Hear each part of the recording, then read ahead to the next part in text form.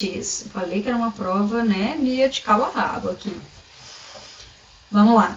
De acordo com René Spitz, existem 3 estágios sucessivos aí do desenvolvimento psicológico normal e adequado no primeiro ano de vida do bebê.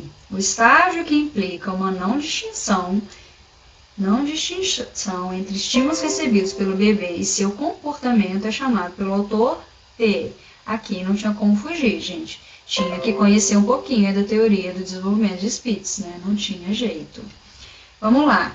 O Spitz fala, gente, de um primeiro estágio que ele chama de pré-objetal. Nem tá aqui nas nossas opções, tá? Seria ali o estágio narcísico do Freud, sabe? O sensório motor de Piaget, sabe? Nessa fase, o bebê ele praticamente ignora ali o mundo ao seu redor, sabe? O aparelho perceptivo do bebê, gente, ele cria uma barreira contra os estímulos externos para proteger esse recém-nascido, porque lidar com todos esses estímulos externos seria muito caótico para aquele bebê. Então, o próprio aparelho psicológico, psíquico, né, perceptivo desse bebê, o bloqueia frente a essa enxurrada de estímulos do mundo externo que ele está recebendo, que ele não tinha acesso no útero, né, gente, da mãe. E aí, para mantê-lo quietinho, né, para evitar esse desequilíbrio violento que poderia ser. Então, nessa fase, que o Spitz fala que não há uma distinção entre os estímulos recebidos pelo bebê, e ele chama da fase de não diferenciação, justamente porque ele não diferencia o mundo externo, porque não percebe os estímulos. Depois ele vai falar um estágio que seria precursor do objeto, não é um estágio objetal ainda, tá? O objeto é no sentido assim de, isso aqui ele está desenhando como que a criança vai construindo a imagem de um objeto externo assim, se diferenciando do mundo, tá? Por isso que ele chama de objeto. Fase objetal é quando ele já consegue identificar que existem objetos para além dela ali, do bebê, para além dele no mundo, ok? E aí, no segundo estágio, depois desse daqui, o precursor do objeto, a primeira coisa que acontece, ele reconhece o sorriso da mãe, tá, gente? É o primeiro organizador aí dessa fase para o bebê.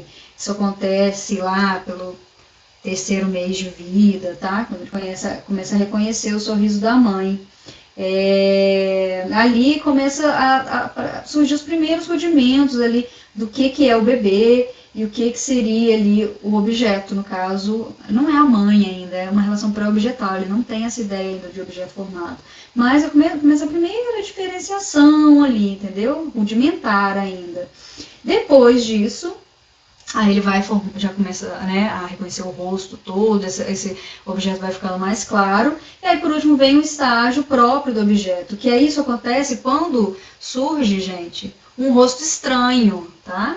A mãe, ele já reconhece, já começou a reconhecer o sorriso da mãe, né, o rosto da mãe. E aqui, quando surge a visão de um rosto estranho. E esse rosto estranho significa para o bebê que a mãe não está presente. Essa fase aí a ausência da mãe, e isso suscita uma angústia enorme no bebê. Aí o bebê chega assim nessa fase, a fase objetal, quando ele estabelece a relação objetal com a mãe, né, que se mostrou ausente, né, com o aparecimento de um rosto estranho ao da mãe. Deu para entender? Psicanálise é lindo, mas é difícil, tá, gente? Vamos para a última questão. Gente, se foi muito rápido a explicação aí, para vocês, pode me mandar dúvidas, tá, depois.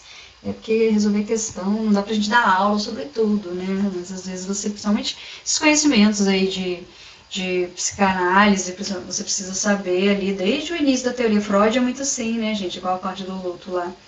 Você não consegue pegar um volume lá do Freud e ler e achar que vai entender, porque é uma construção, né, a teoria dele são 22 volumes, 21, não sei. Ele vai construindo, então lá na frente ele retoma vários conceitos que ele apresentou lá nos primeiros livros. Então se eu falei alguma coisa, né, somente dessas questões de psicanálise, que eu sei que são mais complicadinhas, que você não conseguiu acompanhar aí, pode me mandar depois as dúvidas que eu explico melhor, né, porque a gente tem que ser um pouquinho mais objetivo, então alguns conhecimentos a gente já não é uma aula, né, mas alguns conhecimentos a gente já preconcebe aí que vocês já têm, tá bom? Mas pode mandar, que estou à disposição. Vamos lá, nossa última questão. Ao pensar no grupo, nas instituições, Joseph Bleger também é um autor bem famoso, tá? Nesse estudo de grupos, tá, gente? Discorre acerca de um ego individual e um ego grupal. Estes servem como parte integrante da identidade de uma pessoa. Por ego grupal, o autor refere-se a o ego individual, gente, é o ego que a gente conhece mesmo, não é muito diferente, não. E o ego grupal, para Bleger, gente, seria ali a organização, a amplitude, a integração ali da organização do grupo, gente. Seria ali a forma de verbalizar, a ação, a forma de pensar, o raciocínio do grupo, tudo aquilo que representa aquele grupo.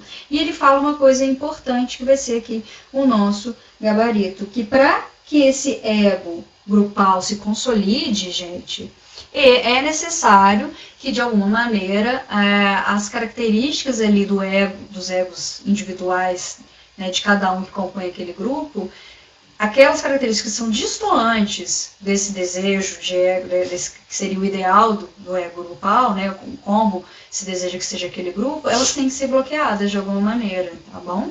E esse aqui é o nosso gabarito, que fala aí, um processo de organização e amplitude e integração do conjunto de manifestações naturais do indivíduo e da sociedade, estes oferem certo caráter de imobilização de algumas questões individuais que mobilizam defesas no grupo. É isso que está falando, gente. Você falou de uma maneira difícil aqui, né? Linguagem, o Bleger também é assim.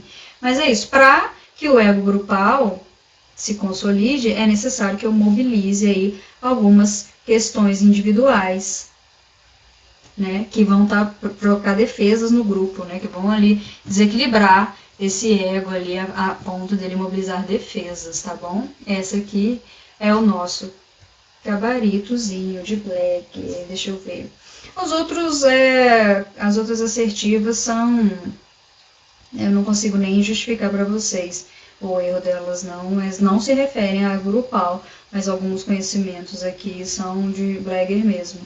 Mas é isso, o conceito de ego grupal seria os egos, o ego, aquilo que representa, né, o centro da personalidade do grupo, que necessita bloquear, imobilizar aí, de alguma maneira as características individuais que sejam distantes daquele grupo, né? Sabe aquela história, Freud também fala isso, né, que em grupo, né, as individualidades se diluem ali, ficam tudo mais homogêneo, é mais ou menos isso, tá bom?